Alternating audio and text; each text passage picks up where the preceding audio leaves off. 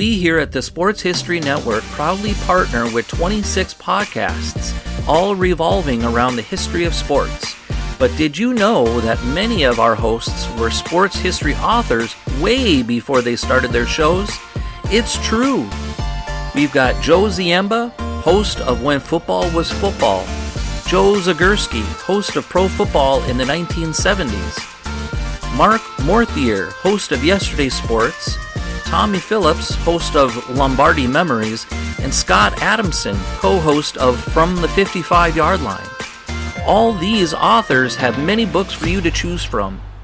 To check them out, go to our website at sportshistorynetwork.com/sportshistorybooks. Pick up your copy today.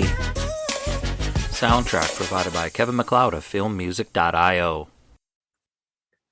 This is Jeremy McFarland for the Footballers Family Podcast, and I'd like to thank y'all for listening today. If you get a chance, make sure that you subscribe to this podcast. Go to sportshistorynetwork.com and look at the many other podcasts that we have with great hosts and great topics as well.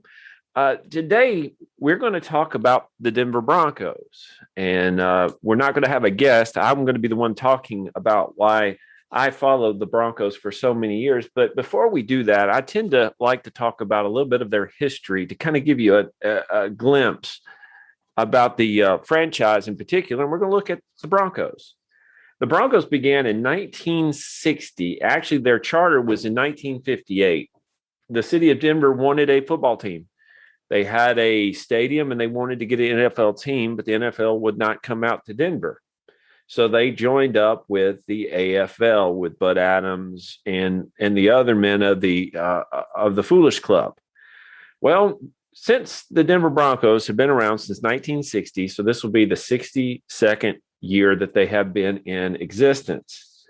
Overall, they have appeared 8 times in Super Bowls, have won 3 of them, have a record of 488 wins, 434 losses, and 10 ties in the regular season, with 23 and 19 playoff records.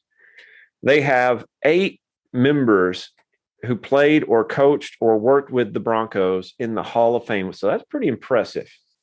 Overall, they won 15 division titles, and they are one of the most recognizable teams in the NFL.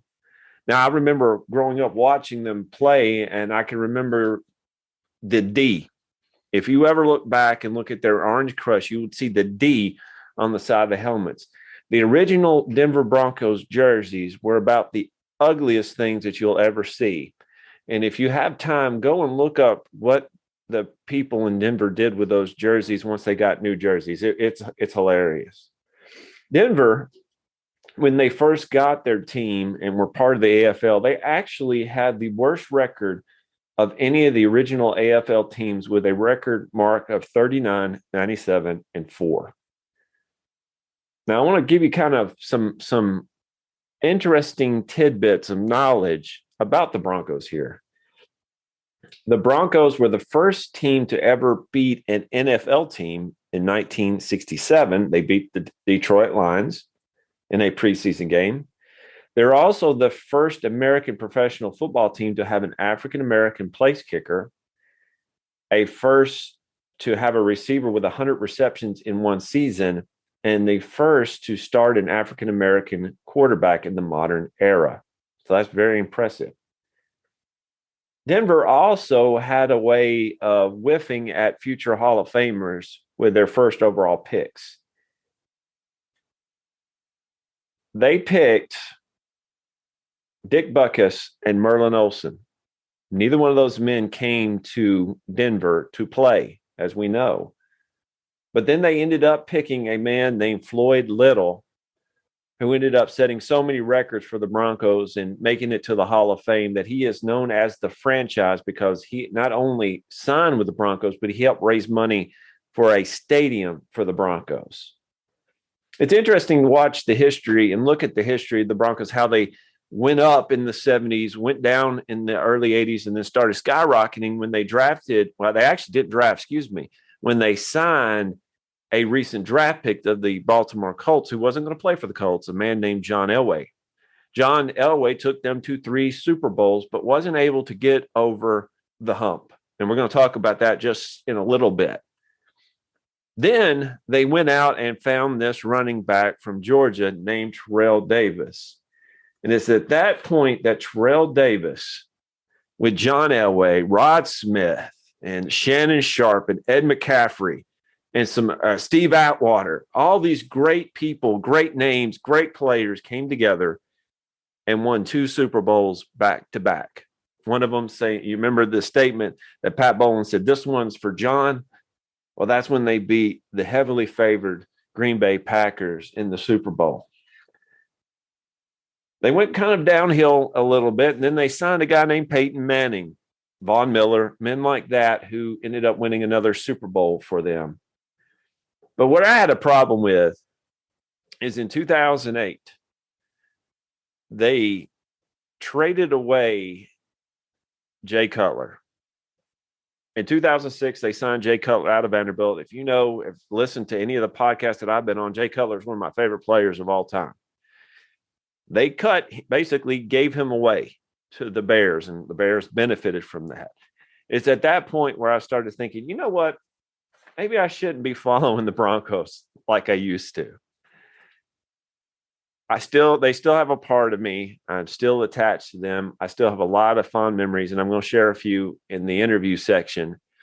But there's a little bit of the history of the Denver Broncos. They are an amazing franchise with a great winning culture, and hopefully they can get things together and find a quarterback because their team is ready to go, ready to start winning again. And they have to because of the way that the Chiefs are playing. The Chargers are moving up in the world. And the Raiders are primed to win too, so they've got to compete. Now, I'm going to share a little bit about my fandom of the Broncos today, but if you want to share your fandom of any team, even if we covered them already, please message me on Twitter at Jeremy_McFarland or follow us on the Football is Family Facebook page. And if you want to, come on, send me a message. We'll get you on here. And as always, thank you for listening to Football is Family.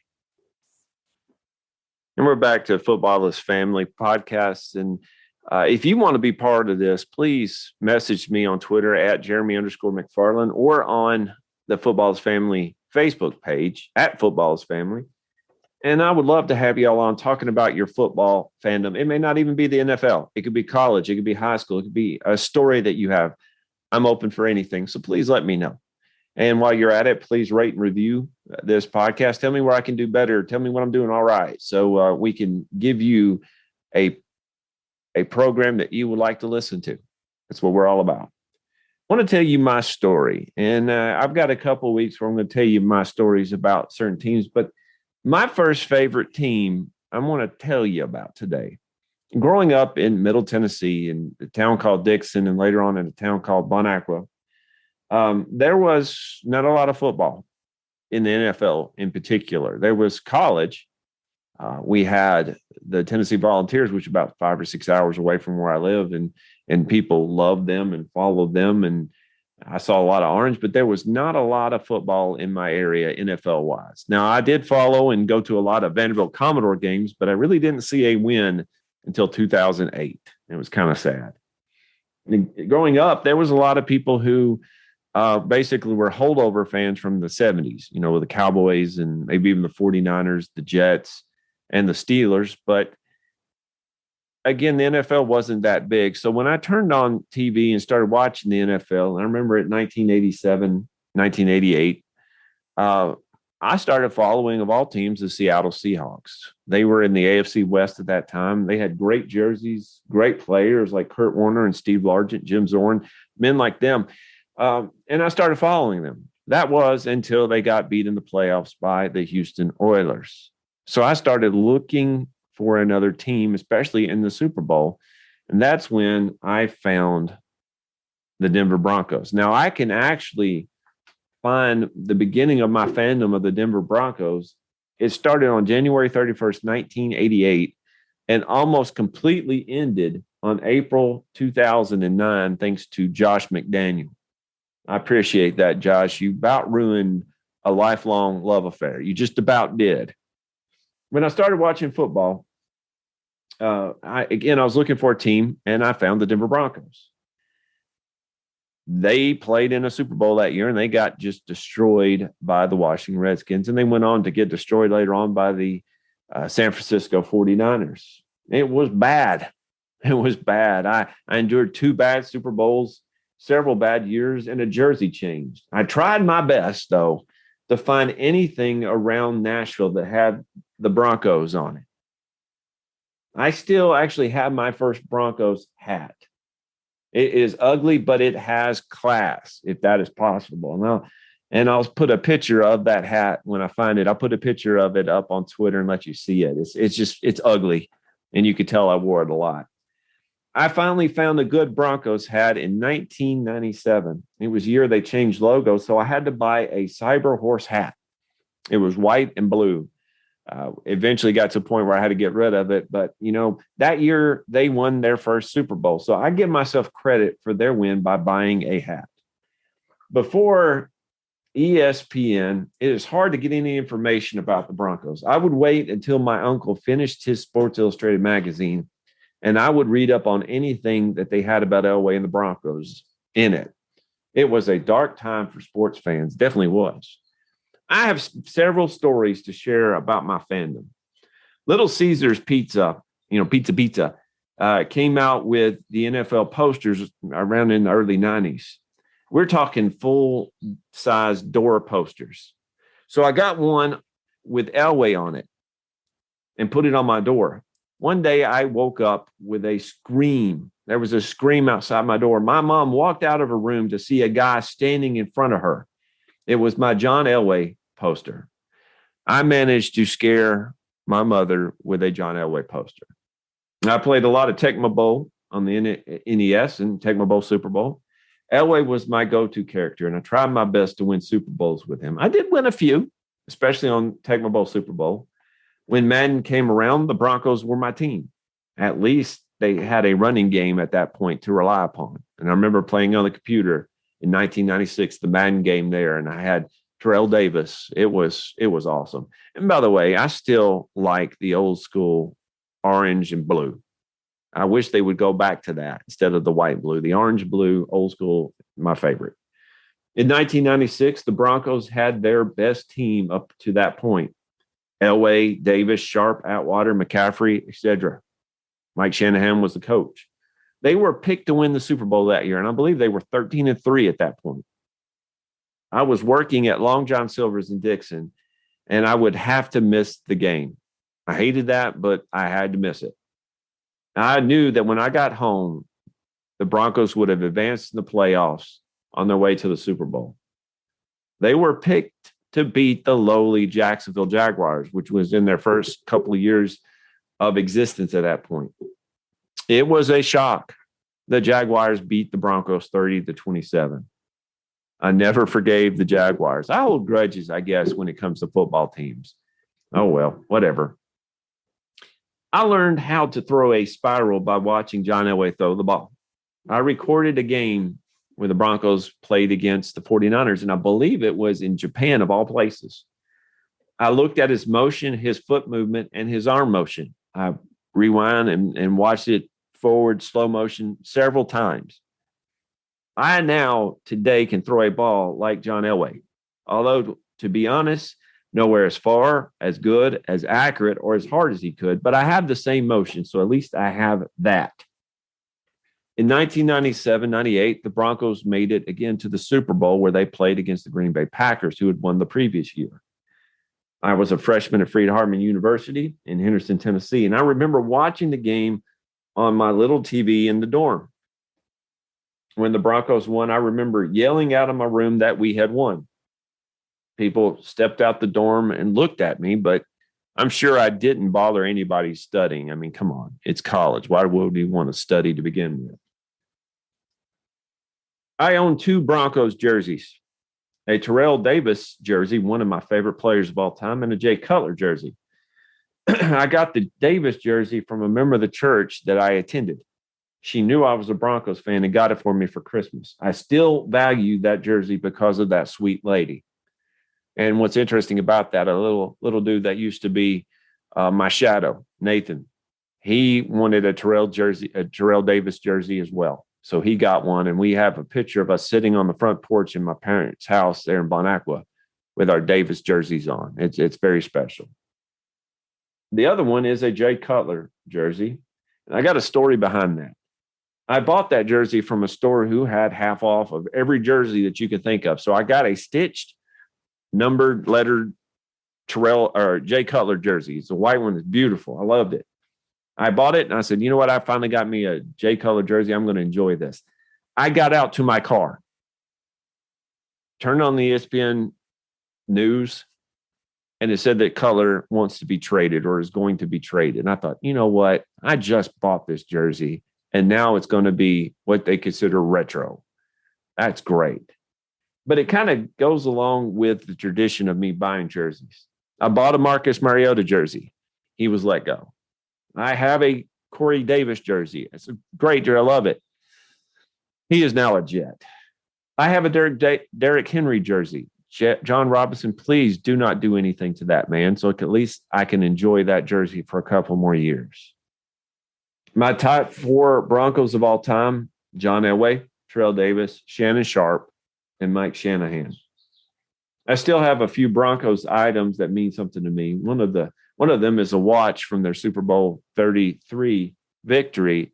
I'll also watch that I bought from all places, the Smoky Mountain Knife Works there outside of Gatlinburg, Tennessee. Now, I still follow the Broncos. I still enjoyed watching them win the Super Bowl a few years ago, and I'm glad to see Von Miller and them win a Super Bowl. But like I said, Josh McDaniel really ruined my love of the Broncos. He just did. But in 2006, I started watching the NFL draft from start to finish because Cutler was there. Cutler was in it. He got signed by the Broncos. He got drafted. So I went to Columbus, Mississippi, of all places, and bought a Jay Cutler Vanderbilt card, mailed it to the Broncos, and forgot about it. About 3 or 4 weeks later, I ended up getting it back signed. I said, you know what? That's pretty cool, but maybe someone signed it for him and sent it back to me. Well, I kept it. A few years later, when I moved back to Tennessee, we were talking, my wife and I were talking, that we were concerned about my son. We thought he might have diabetes, and we wanted to know what we needed to do about it. So we did a little research, and I found out that Cutler had diabetes and that he had a children's diabetic, a kind of a fundraiser for children with diabetes.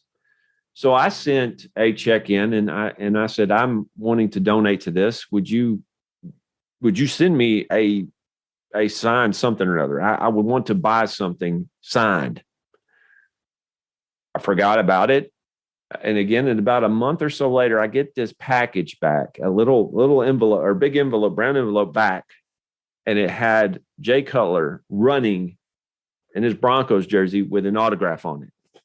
I compared the two autographs to my old football card I had, and that they were the exact same thing. So I said, you know what, I probably did get a Cutler autograph. So I put the picture back in the envelope and laid it to the side. I had the stomach bug for about a week at that point, so I didn't really want to keep it close by. I came back from basically going and just heaving everything up, basically, to try to find the envelope that had the Cutler autograph in it to show my wife. Well, I looked around and said, Katie, where is it? She had it in her hand and ripped it from the middle to the other side of the middle, ripped it in two because she thought the package had nothing in there. My jaw dropped. And I said, my picture was in there. We bought out half of one picture and half the other. And I looked at it and I looked at her and I said, you know what? It's okay. I got a long piece of tape, put it back together, put it in a frame. And now I'm looking at it right now. You can tell where it was ripped. So Jay, if you're listening, you're still my favorite. I still have that autograph You're still my favorite one of my favorite Broncos of all time.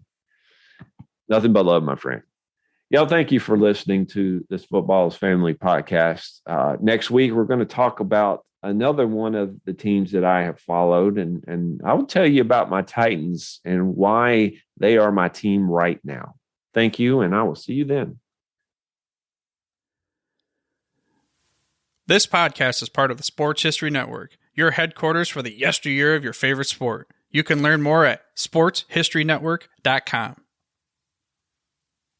At the Sports History Network, we're all about sports yesteryear, and so we're so pleased to introduce you to Row One, an online memorabilia gallery and shop that brings your sports history to life anywhere. The Row One gallery includes over 5,200 gorgeously reproduced prints of team posters, game program covers, game tickets, advertisements, and more in baseball, pro and college football, pro and college basketball, and more. And any gallery item may be printed in a variety of sizes on wood, metal, canvas, acrylic, or poster paper. And in Row One shop, check out the thousands more of unique items with the retro and historical designs dating back to 1876, including t-shirts, long sleeve shirts, phone cases, mugs, blankets, pillows, towels, and even shower curtains. Go to sportshistorynetwork.com, ROW1, for access to the full Row One catalog and for gallery prints and gift items, plus get a 15% discount off all prints on the Row One Pictorium Gallery with coupon code SHN15. Follow the link on the show notes.